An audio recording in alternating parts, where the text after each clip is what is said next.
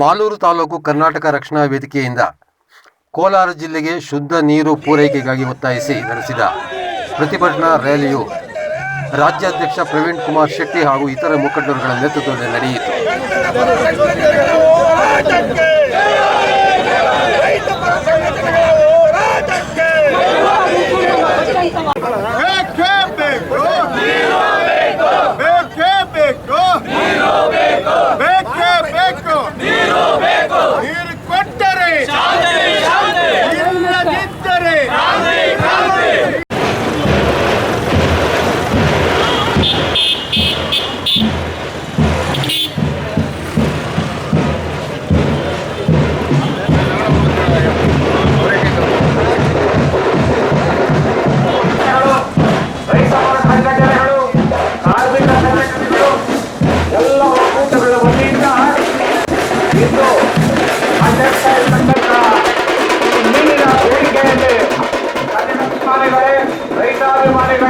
ರೈತಾಭಿಮಾನಿಗಳೇ, ನಮಗೆಲ್ಲ ತಿಳಿದಿರೋ ಹಾಗೆ ಅವಘಟಿತ ಕೋಲಾರ ಜಿಲ್ಲೆ ಈ ರಾಜ್ಯಕ್ಕೆ ಹಾಲು, ತರಕಾರಿ, ಹೂವು ಎಲ್ಲವನ್ನು ಕೂಡ ಈ ರಾಜ್ಯಕ್ಕೆ ಕೊಟ್ಟಿದೆ. ಆದರೆ ನಮಗೆಲ್ಲ ಗೊತ್ತಿದೆ, ನಾವೆಲ್ಲ ಕೂಡ ಕೋಲಾರ ಜಿಲ್ಲೆಯಲ್ಲಿ ಹುಟ್ಟಿ ಬೆಳೆದಂತಹ ಜನ. ನಾವೀಗ ವ್ಯವಸಾಯವಾದಂತ ತಪ್ಪನ್ನು ಮಾಡಬೇಕಾದ್ರೆ ನಮ್ಮ ಬೋರ್ಗಳು 1500 ಅಡಿಯಷ್ಟು ಆಳಕ್ಕೆ ಹೋಗ್ಬೇಕು. ಹೆಸರುವಳೆ ನೀರು, ಕೃಷ್ಣಾನದಿ ನೀರು ಹಾಗೂ ಕೇಟೂರು ವ್ಯಾಲಿ ನೀರು, ಈ 3 ವ್ಯವಸ್ಥೆಗಳನ್ನ ಕೋಲಾರ ಜಿಲ್ಲೆಗೆ ಹಂಚಿದಂತಹ ವರ್ಷದಲ್ಲಿ ಕೋಲಾರ ಜಿಲ್ಲೆಯ ವ್ಯವಸ್ಥೆ. ಆದರೆ ಈ ಕೇಟೂರು ವ್ಯಾಲಿ ನೀರು 2 ಹಂತದಲ್ಲಿ ಶುದ್ಧೀಕರಣವಾದಂತಹ ನೀರು. ಇದರಿಂದ ರಾಜ್ಯದ ಕೆರೆಗಳಷ್ಟೇ ಅಲ್ಲ,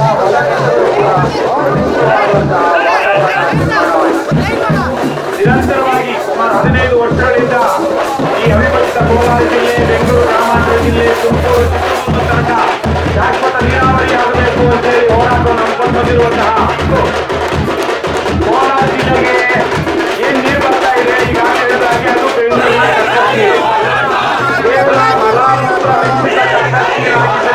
ಅದೇ ದೊಡ್ಡ ವಿಚಾರ ಅಲ್ಲ, ಕೊಡ್ತಿರೋದಷ್ಟೇ. ಒಂದಷ್ಟು ರೋಗಾಣುಗಳು, ವೈರಾಣುಗಳು, ಬ್ಯಾಕ್ಟೀರಿಯಾಗಳು ಜೊತೆಗೆ ವಾಸನೆ ಬರ್ತಾ ಇರುತ್ತೆ ಅಷ್ಟೇ ನೀರು. ಆದ್ರೆ ಅದ್ರ ಜೊತೆಗೆ ರಾಸಾಯನಿಕಗಳು, ವಿಷ, ದೊಡ್ಡ ದೊಡ್ಡ ಕ್ಯಾನ್ಸರ್ ನಂತಹ ರೋಗಗಳು ಬರುವಂತಹ ವಿಷಯುಕ್ತ ರಾಸಾಯನಿಕಗಳು ತುಂಬಿರುವಂತಹ ನೀರದು. ಅದನ್ನ ಇವತ್ತಲ್ಲ, ನನ್ಗೆ ಜ್ಞಾಪಕ ಇದೆ, 10 ವರ್ಷಗಳ ಹಿಂದೆನೆ ಆಂಜನೇಯ ರೆಡ್ಡಿ ಅವರು ಹೋರಾಟ ಮಾಡ್ತಿರೋವಾಗ ನಮಗೆ ಈ ನೀರು ಬೇಕಾಗಿಲ್ಲ, ಟರ್ಷಿಯರಿ ಟ್ರೀಟ್ಮೆಂಟ್ ಏನದು 3 ಹಂತಗಳಲ್ಲಿ ಶುದ್ಧೀಕರಣವಾದ ನೀರು ಕೊಟ್ರೆ ಮಾತ್ರ ಕೊಡಿ, ಇಲ್ಲಾಂದ್ರೆ ಬೆಂಗಳೂರಿನ ಕಕ್ಕಸ್ತಿ ನಮಗೆ ಬೇಕಾಗಿಲ್ಲ ಅಂತ ಅವರು ಆವತ್ತಿನಿಂದ ಹೋರಾಟ ಮಾಡ್ಕೊಂಡು ಬಂದಿದ್ದಾರೆ.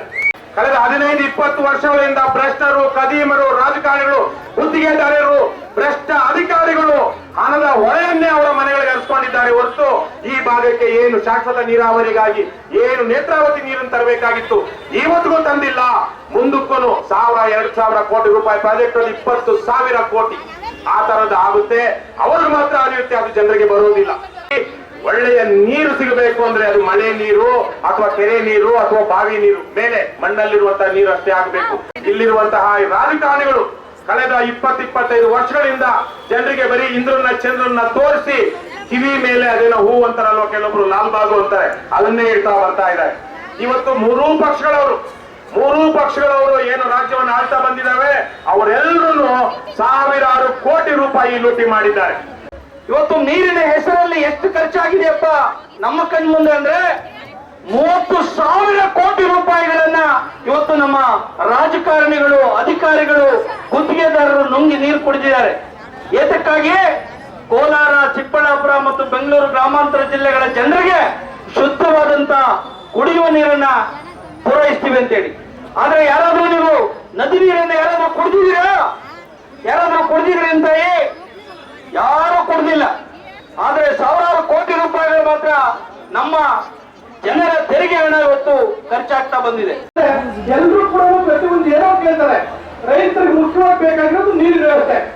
ಆ ನೀರಿನ ವ್ಯವಸ್ಥೆ ರೈತರಿಗಿಲ್ಲ ಅಂದ್ಮೇಲೆ ಇಲ್ಲಿ ಏನು ಕೊಟ್ಟೆ ಅಂತ ಹೇಳ್ತಾರೆ ಸರ್ಕಾರಗಳು. ಇವತ್ತು ಸರ್ಕಾರಕ್ಕೆ ಅವ್ರಿಗೆ ಗೊತ್ತಿರಬೇಕು. ಈ ಒಂದು ಕೋಲಾರ ಜಿಲ್ಲೆ ಇಡೀ ರಾಜ್ಯದಲ್ಲಿ ಚಿನ್ನ ಕೊಡುವಂತ ಜಿಲ್ಲೆ, ರೈತರು ಬೆಳೆದಂತ ತರಕಾರಿ ಇಡೀ ರಾಜ್ಯಕ್ಕೆ ಕೊಡುವಂತ ಜಿಲ್ಲೆ.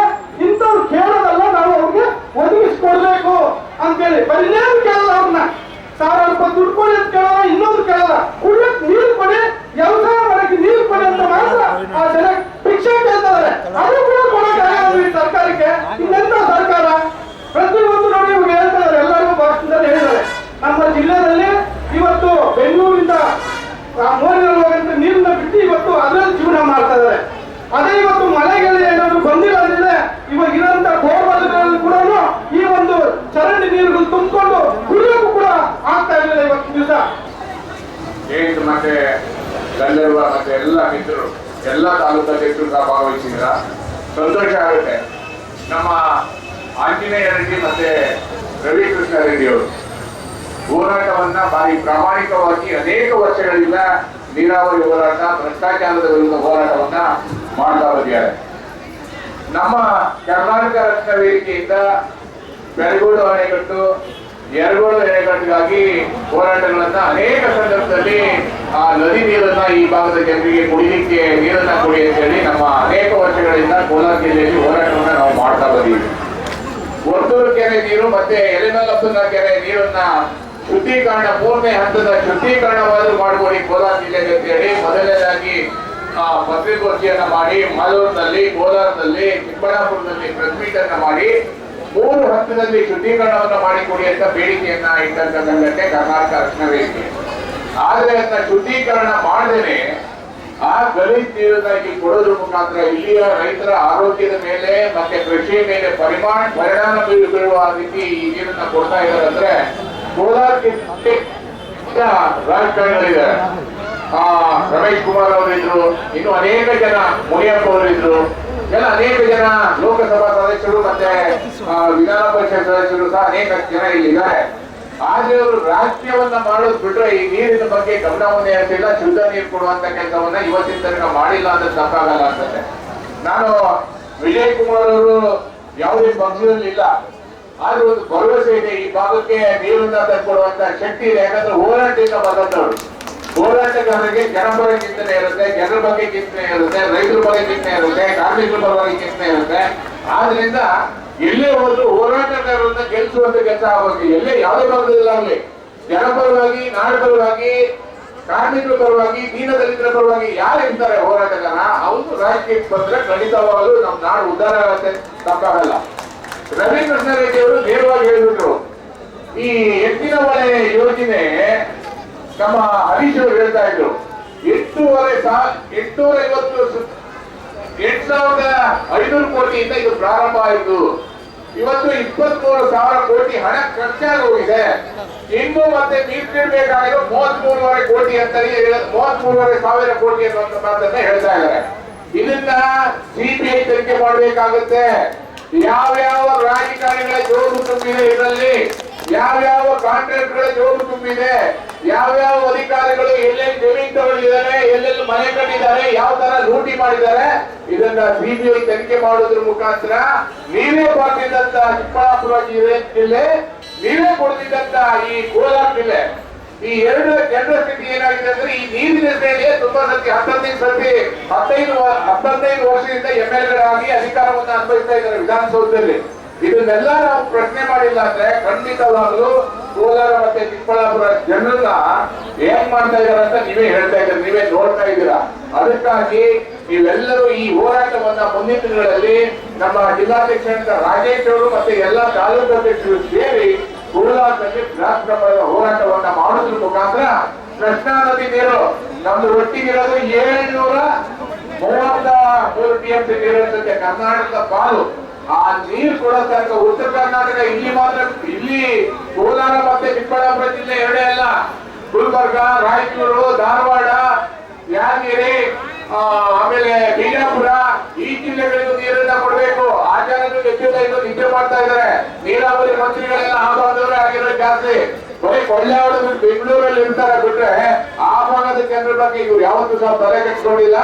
ಆದ್ರಿಂದ ಎಚ್ಚರಿಕೆಯನ್ನ ಕೊಡ್ತಾ ಇದೀವಿ, ಹೋರಾಟ ಮಾಡ್ರಿ. ಕೃಷ್ಣಾ ನದಿ ನ್ಯಾಯಮಂಡಳಿ ಏನ್ ಹೇಳಿದೆ 15 ನೀರನ್ನ ನಮ್ಮ ಕೋಲಾರ ಜಿಲ್ಲೆ ಮತ್ತು ಚಿಕ್ಕಬಳ್ಳಾಪುರಕ್ಕೆ ಕುಡಿಯುವ ನೀರನ್ನ ಕೊಡಬೇಕನ್ನುವಂತ ಮಾತನ್ನು ಹೇಳಿದೆ. ಆದ್ರೆ ಇಲ್ಲಿ ತನಕ ನಮ್ಮ ರಾಜಕಾರಣಿಗಳು ಅದ್ರ ಬಗ್ಗೆ ಗಮನ ಹರಿಸಿಲ್ಲ. ಈ ಕೂಡಲೇ ಎಚ್ಚರಿಕೆಯನ್ನ ಕೊಡ್ತಾ ಇಲ್ಲಿ ಈ ಹೋರಾಟವನ್ನ ನಾವು ರಾಜ್ಯ ಮಟ್ಟದಲ್ಲಿ ಇಟ್ಕೊಂಡಿದ್ದೇವೆ. ಎಲ್ಲ ಸಂಘಟನೆಗಳ ಜೊತೆ ಸೇರಿ ನಾವು ಮಾತ್ರ ಅಲ್ಲ, ಇದು ನಮ್ಮ ವೈಯಕ್ತಿಕ ಹಿತಾಸಕ್ತಿ ಅಲ್ಲ, ಕರ್ನಾಟಕದ ಕನ್ನಡ ನಾಡಿನ ಪ್ರತಿಯೊಬ್ಬ ರೈತ ಪ್ರತಿಯೊಬ್ಬ ಜನರ ಏಳಿಗೆಗಾಗಿ ಈ ಹೋರಾಟವನ್ನ ಎಲ್ಲ ಸಂಘಟನೆಗಳ ಜೊತೆ ಸೇರಿ ರಾಜಧಾನಿಯಿಂದ ಉತ್ತರ ಕರ್ನಾಟಕದವರೆಗೆ ಈ ಹೋರಾಟವನ್ನ ಹಮ್ಮಿಕೊಳ್ಳುವಂತ ಕೆಲಸವನ್ನ ಮಾಡ್ತೀವಿ. ಮಹಾರಾಷ್ಟ್ರದಲ್ಲಿ ಪ್ರಾರಂಭ ಮಾಡಿದ್ದಾರೆ ನಾಡಿ ರಾಮಕೃಷ್ಣ ಮತ್ತೆ ನಮ್ಮ ದಯಾನಂದ್ ಅವರು. ಅದೇ ರೀತಿ ಈ ಹೋರಾಟವನ್ನ ಚಿಕ್ಕಬಳ್ಳಾಪುರ ಜಿಲ್ಲೆಯಿಂದ ಇಡೀ ರಾಜ್ಯವ್ಯಾಪ್ತಿ ಎತ್ಕೊಳ್ಳುವಂತ ಕೆಲಸವನ್ನ ಕರ್ನಾಟಕ ರಕ್ಷಣಾ ವೇದಿಕೆ ಮಾಡ್ತೀವಿ ಅನ್ನೋದು ಎಚ್ಚರಿಕೆಯನ್ನ ಕೊಡೋದ್ರ ಮುಖಾಂತರ ನಾವಿವತ್ತು DC ಅವರಿಗೆ ಈ ಹೋರಾಟದ ಮನವಿ ಪತ್ರವನ್ನ ತಗೊಳ್ಳಿಕ್ಕೆ ಬರ್ಬೇಕಿಲ್ಲಿ. ನಾವು ಸಹಸ್ರಾರು ಸಂಖ್ಯೆಯಲ್ಲಿ ಅನೇಕ ಸಂಘಟನೆಗಳು ಬಂದು ಸೇರಿದ್ದೀವಿ ಅಂತ ಹೇಳಿದ್ದೀವಿ. DC ಅವರು ಬಂದಿಲ್ಲ ಅಂದ್ರೆ ನಮ್ಮ ಕನ್ನಡಿಗರನ್ನ ಮತ್ತೆ ರೈತರನ್ನ ಕಡೆಗಣಿಸಬೇಕಾಗತ್ತೆ. ಆದ್ರೂ ಸಹ ತಾಲೂಕು ದಂಡಾಧಿಕಾರಿಗಳು ಬಂದಿದ್ದಾರೆ ಅನ್ಸುತ್ತೆ, ಅವರು ಸಹ ಅರ್ಜೆಂಟ್ ಅಲ್ಲಿ ಇದ್ದಾರೆ. ಇದು ಜನರ ಸಮಸ್ಯೆ, ಯಾವದಕ್ಕೂ ಗಡಿಬಿಡಿ ಬೇಡ. ನಾವು ಸಹ ಅನೇಕ ದೂರದಿಂದ ಅನೇಕ ಹೋರಾಟಗಾರರು ಬಂದಿದ್ದೀವಿ. ಬಹಳದಿಂದ ಜನತೆಗೆ ಒಳ್ಳೆ ನೀರು ಸಿಗ್ಲಿ, ಕೋಲಾರದ ಜನತೆಗೆ ಒಳ್ಳೆ ನೀರು ಸಿಗ್ಲಿ, ಒಳ್ಳೆ ಬೆಳೆ ಬೆಳೀಲಿ, ಒಳ್ಳೆ ಹಸುಗಳನ್ನ ಬೆಳೆಸಿ ಹಾಲಿನ ಕೊಡೋದು ಹೈನುಗಾರಿಕೆಯಲ್ಲಿ ನೀವು ಮೊದಲನೇ ಸ್ಥಾನದಲ್ಲಿದ್ದೀರಾ. ಇನ್ನಷ್ಟು ನೀವು ಅಭಿವೃದ್ಧಿ ಆಗಲಿ ಅಂತ ಹೇಳಿ ನಾವೆಲ್ಲ ಸೇರಿದ್ದೀವಿ.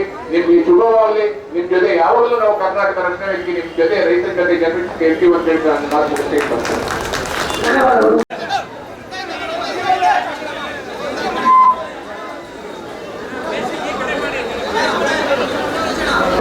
ಎಲ್ಲ ಈ ಕಡೆ ತಿರುಗಿ ಪತ್ರಕರ್ತರು ಹೇಳ್ತಾ ಇದ್ದಾರೆ, ನಮ್ಮ ಈ ಒಂದು ಹೋರಾಟ ಕೇವಲ ಸಾಂಕೇತಿಕವಾಗ್ತಿದ್ದು ಮುಂದಿನ ದಿನಗಳಲ್ಲಿ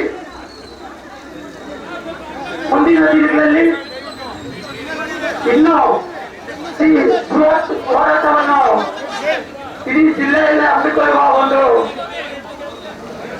ಪ್ರತಿಭಟನೆ ಆಗುತ್ತೆ. ಆದ್ದರಿಂದ ನಮ್ಮ ತಾಲೂಕು ದಂಡಾಧಿಕಾರಿಗಳು